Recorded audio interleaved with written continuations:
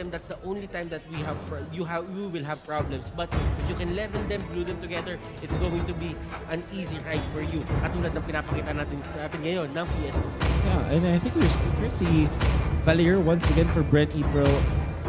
For the previous series, lagi rin nilang Your team binaban is itong banned. Valier. PLDT Smart Omega naman, the respect is there. They will ban out the Kimi. Might go for a Kufra ban or a Farsa. Hindi natin alam. Kasi nakita natin in the previous game how important a Farsa is. And you might wonder, since first pick ang BREN Pro, will they snatch this away from PLDT Smart I Omega? just feel that PSO right now, they want to give BRE a Farsa, or I could be proven wrong. Pero parang hindi naman nila Your sila team yung is na hindi picking. takot sa kahit anong meta pick. Na parang, sige, kumanin nyo lang. Wala naman kaming pakialam. Kasi, in a way, alam namin kung paano gamitin yan. Alam din namin kung paano kontrahin. Exactly. And now you will think about the two teams or the two franchises and look kung paano sila mag-prepare. What I'm trying to say here is PLDT Smart Omega, ever since Conference 1 and Conference 2, I always say that they always look like a team that did their homework. Lagi silang handa. If there is a Kufra. meta pick, for example, merong Your sobrang team gandang pick is like picking. Ling, for example, or Farsa, or Baksha, they know how to counter it exactly. If there's lalong-lalo nung sumikat yung Chango, they are prepared against it.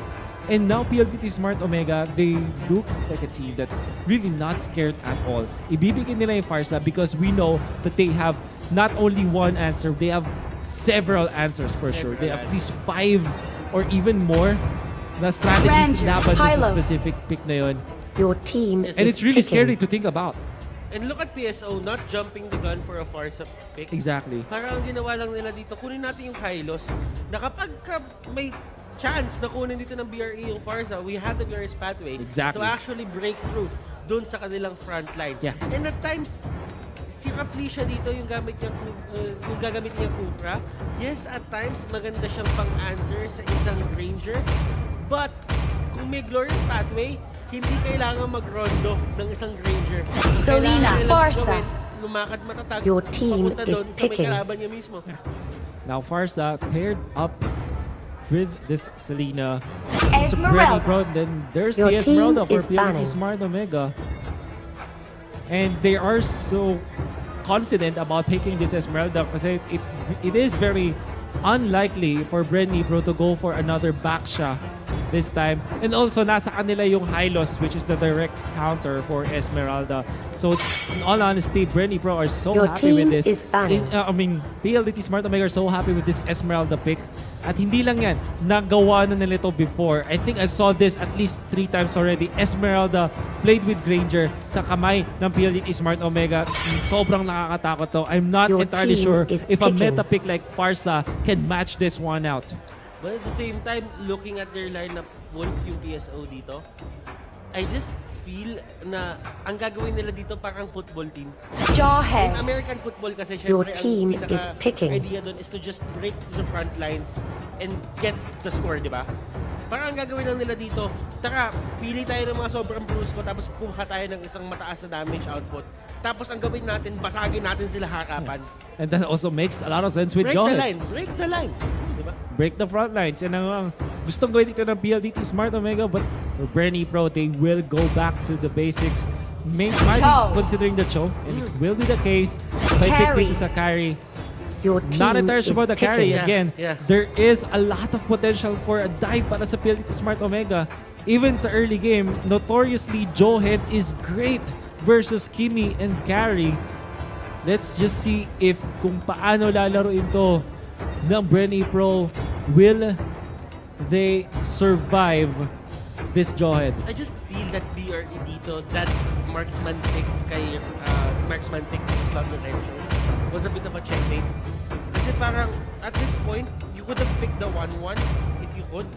Pero Samu. with this type of mobility on the side of PSO, parang non-factor yung mga dodges, yung mga hops ni 1-1 eh. Yeah. You know what? All honesty, I think okay naman talaga yung carry. I mean, it's Yeah. decent versus all the tanks. It's great Yeah. versus Esmeralda and the Hylos. if it survives the early Yes. onslaught talaga Yes. dito ng PLT Smart Omega, he will take off. Or she will take off. Pero alam mo yun yung tanong eh. Will he survive the first few minutes of the game before, alam mo yun, before mag mid-game and you have enough items, let's say 2 core items on your side, and just carry your team from there? That is going to be the big question. But at the same time, seeing how PSO played their game earlier, parang hindi eh. Parang alam ng PSO kung paano counterin ang isang Farsa pick din. Like I said, PLT Smart Omega, they're like para silang yung mga Boy Scout na at the same time scholar din. Laging handa. Handa at they're still masterful with other parts of of being an 5 academic seconds person. till the enemy reaches the Kapag battlefield. nag-homework Smash na, them. lagi pang handa. Natandaan mo All yung troops scout flow. deployed. Ang Boy Scout ay... Hindi ko na alam yun. Madami-dami That was a yun long eh. time ago. Oh, matagal-tagal na yun. Tsaka madami-dami yun. Pero right now, we are on the land of Dawn. BRE versus PSO. Let us go for the team rundown dito. Raflesia onto the Kufra. LBJ as the Parcel 3. We'll be playing the Selena, Renzo as the show, and JP as the carry. PLT Smart Omega, you will see Hip sa kanyang highlights, Toshi back sa kanyang Ranger, Haji Z on the Esmeralda this time, Hayes onto this Jawhead with the flicker, and there's Kenji sa kanyang Tams, Toshi in a very bad spot this time. And that is what you are looking for BREN Pro. Sa game number 2, get the first blood, get the kills running. Hayes trying to go for the flicker and will get on the kill. Hayes gets it. And Hayes dito at a very bad spot, and right now, everything, the Shunfo is there, the only fast is there. Revitalize, man. KLBJ dito lumilipad mga kaibigan. It's a big peacock na lumilipad. Wow. Interesting na nakapag-survive pa rin. I mean, Heath in there with just revitalize really helps Hayes a lot. And parang na-freshen up na nga din dito yung PLT Smart Omega. Pwede na silang lumaban ulit even after that dive. So it's 1-1 for both teams. Jumpin mo lang kay Raflesia dito. But Kenji is very, very tanky. Presence of mind to actually wait for the bounce before using his second skill to get away. Heath right now is in a bad spot, dead. and the Farsa will do its job. That is the cleanup mga kaibigan. Haji, inaabang si Raflesia dito, but Raflesia probably at the wrong spot of the map. Abisilaro will be thrown out. Pero Renzo dito, napapalibutan siya ni Toshi at ni Hayes. Pero Kenji dito napapalibutan rin. And right now, KLBJ, he will get that kill! And they will get that turret. Top lane nakasurvive din dun si Renzo, which was the choke. That's very important. BREN Pro with the dive din sa may other side ng mapa, which is bottom lane. At hindi sila nanakawan ng kahit anong objective dito sa may top lane. I think that's very important to take note na teams trying to go for trades always should be looking for a positive trade Yes. instead of a negative trade. Hindi siya pwedeng parehas lang kayo na nakukuha. You have to get something more. And sometimes, ang difference na nun is huwag ka lang mamatay dun sa other side ng map, okay ka na. Parang negosyo, hindi pwedeng negative, hindi pwedeng break even. Tama. Dapat may Positive. tinubo. Dapat may tinubo. Parang ganun lang tayo dito. Pero dilagay lang natin sa madaling madaling intindihin. Pero alam mo dito si Haji, he is having a Turtle hard resurrecting time soon. getting his groove on. Kasi isa sa mga bagay dito for PSO is when Haji hits level 4, that's the time where they should fight. Kasi talaga yun yung peak, yung peak time ng isang Esmeralda. That's a power spike, It's right? a power spike. But at the same time, they didn't really use it to their advantage. Pero right now, BRE is 100% punishing them. There's pathway na gamit and they burn out one ultimate onto the side of PSO. But they still want to fight this. Kenji at the bad spot. Tingnan natin dito, Haji Nice throwing dodge. at the Falling Star Moon. And that is a very nice dodge. Yung range ng Feather Air Strike dito won't really matter as they will get away. Ito yung nakikita natin dito. They have a lot of mobility. Pero Renzo still trying to kind of steal yung turtle, pero wala talaga siyang hit para. For what the vision, dalawa yung nahuli dito with the Jeet Condo. But PLT Smart Omega smartly backs off at BREN Pro hindi na rin maghahabol dito. Now Hayes will spot this out. He's really, really safe here. Meron nga naman siya pampabilis. But I think BREN Pro are setting their eyes dun sa may top lane push.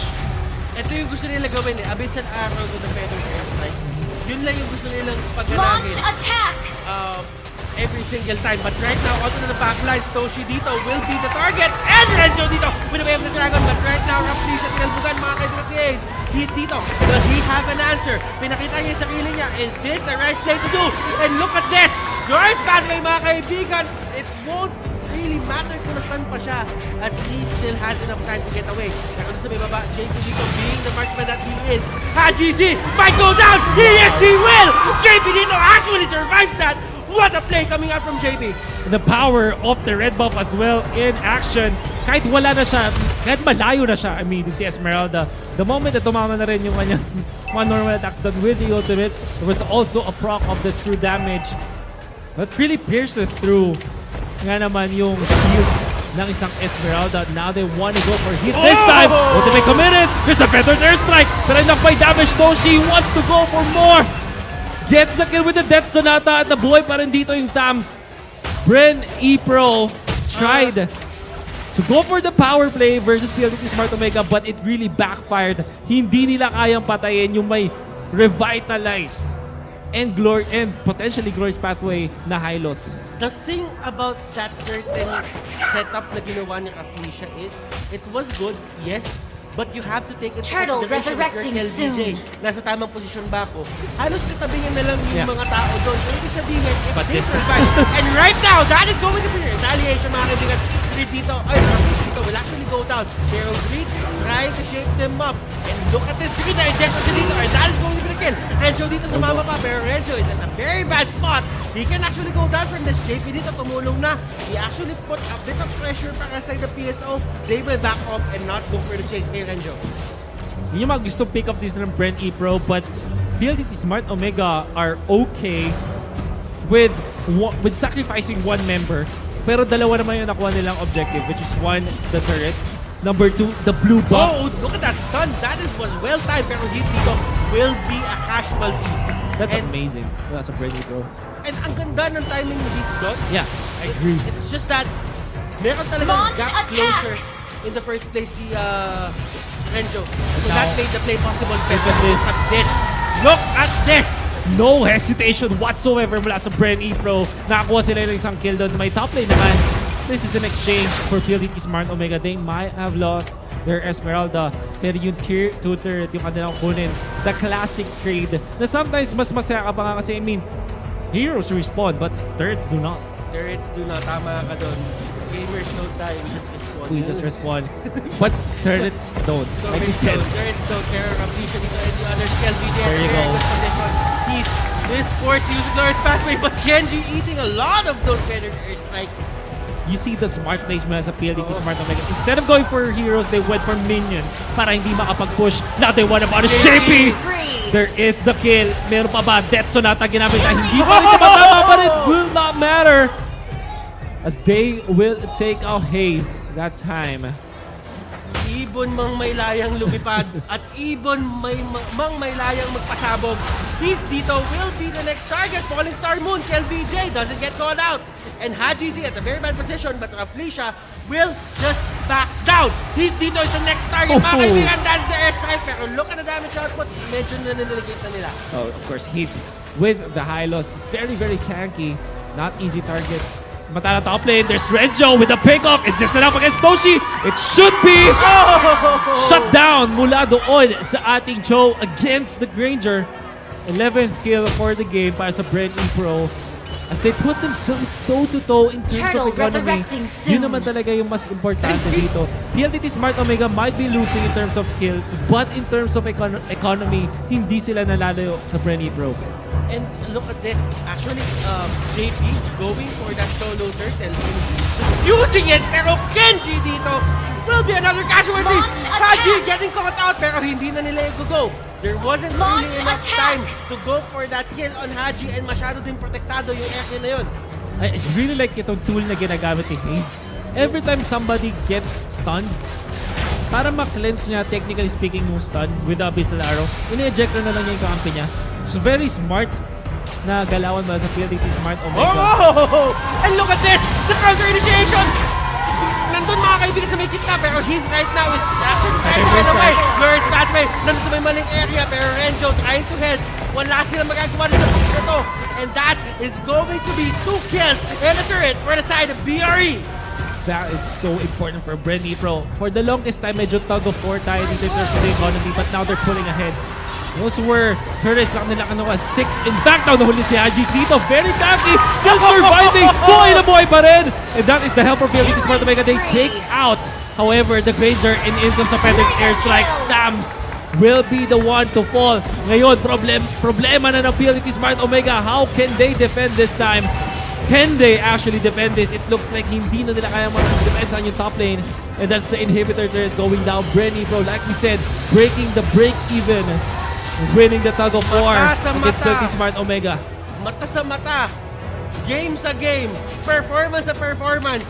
BRE dito. Request Returning the backup. favor. Binabalik nila yung ginawa sa kanila ng PSO nung game number 1. It was so close for a moment. And then just one trigger, right? Isang magandang initiation nga mula sa BREN Pro and the pickoffs. PLDT Smart Omega are falling like dominoes this time. I mean, it's very hard to pull off itong kanilang composition if you look at the lineup of PLDT Smart Omega, but I guess BREN Pro, Lord resurrecting hindi mo soon. talaga pwedeng tanggalin sa kanila yung skill na meron din sila dito. And of course, Farsa still being a Farsa. And it's the differences between sabihin natin Haji dito, he's really trying his best to get a good falling star load, pero he always falls short. And that is the thing. Should they stick with the control mage for Haji, or talagang anak lang yung nagay for Haji ngayong game? Well, it might be because of just BREN Pro playing so good. Of course, the Kenji still surviving. May lifesteal pa, pinashot off sila ng Farsa. Oh, to the backline says Haze to go with the rest of PLDT Smart Omega. Oh my goodness.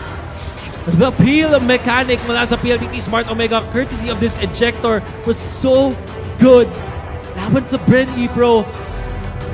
And now you will have chance of Rafflesia dito getting caught out, and this might be another kill for the side of PSO, but Tyrant's Revenge Shut is down. there, pero Rafflesia will be the next casualty for the side of BRE. Right now, the Lord is available. Greed? JP's here. JP, Greed, can you make something happen? That is the question! And look at this! The Lord will be taken by the side of PSO Haji's right falling. now. Kenji! Mga kaibigan sa pinakalikod! JP dito trying to take down everyone! Chase will be the next target! And right now, look at JP! JP! Ooh. One more hit! That could have done it! Pero Feather Strike! My goodness! Bottom lane, there's Renzo, there's JP. AGC tried to fight this 2v1 pero hindi na kaya. You carry the JP dito with 2 buffs to his name and they will take down the base. BREN Pro. JP! What a guy! What a play! What a player! Actually turning things around!